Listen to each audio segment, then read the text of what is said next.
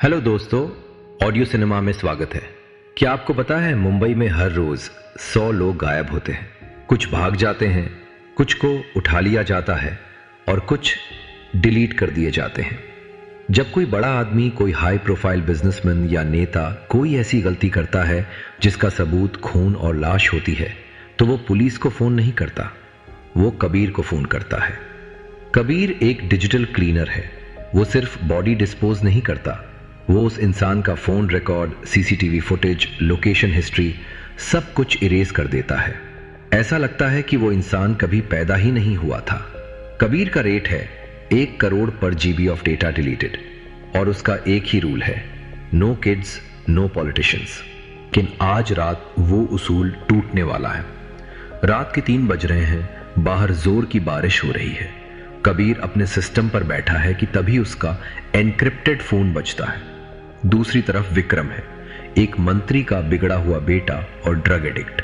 विक्रम की आवाज में डर है, वो फुसफुसा रहा है, कबीर जल्दी आ, जुहू पेंट हाउस, गलती हो गई यार, वो हिल नहीं रही है। कबीर अपना दिमाग ठंडा रखता है। वो विक्रम को निर्देश देता है कि किसी चीज को हाथ मत लगाना और फोन स्विच ऑफ कर देना।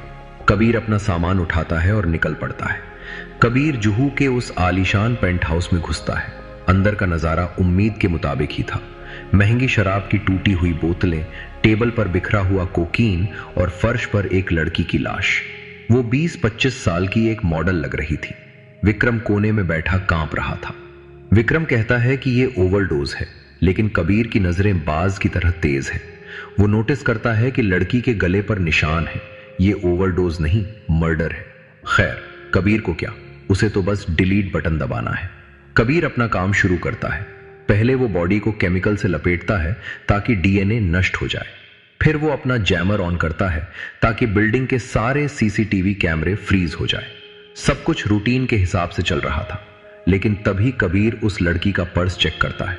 उसमें कोई आईडी नहीं थी, बस एक सस्ता सा बर्नर फोन था। अचानक फोन वाइब्रेट होता है। स्क्रीन पर एक मैसेज आता है।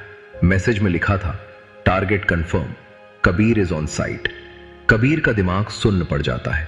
यह मैसेज उस लड़की के लिए नहीं था।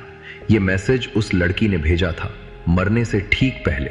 यह लड़की शिकार नहीं था, यह चारा थी, कबीर को फंसाने का चारा। तभी कबीर के सर के पीछे एक ठंडी नली महसूस होती है। बंदूक लोड होने की आवाज आती है। कबीर धीरे से बोलता है, विक्रम, तूने मुझे सेटअप किया। अब विक्रम की आवाज में वो डर नहीं था, वो हेकड़ी के साथ बोलता है, सॉरी कबीर, डैड का इलेक्शन आ रहा है।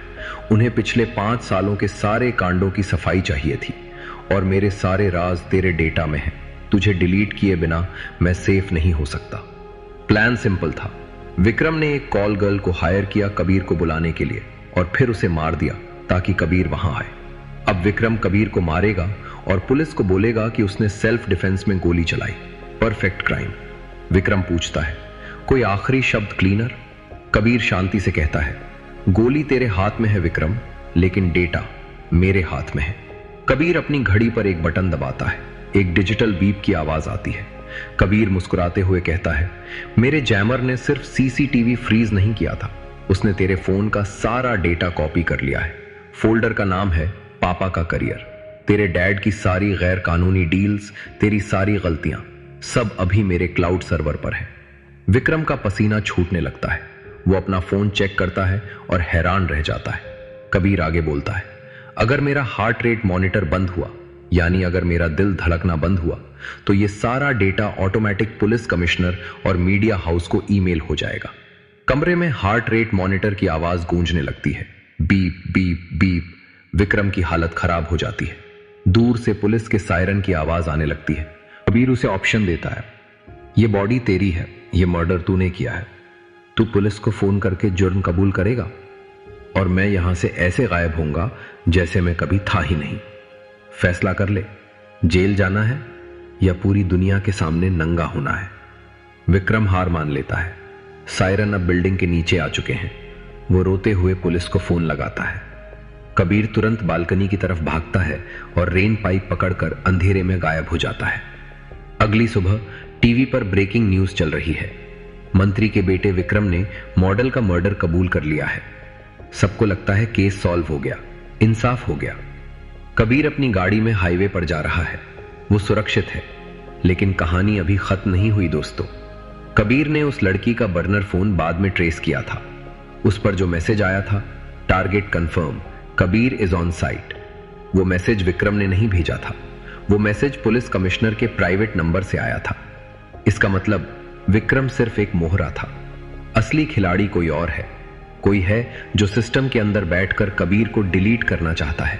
और अब जंग शुरू होने वाली है। The end. दोस्तों, जुर्म की दुनिया में कोई दोस्त नहीं होता। कबीर बच तो गया, पर कब तक?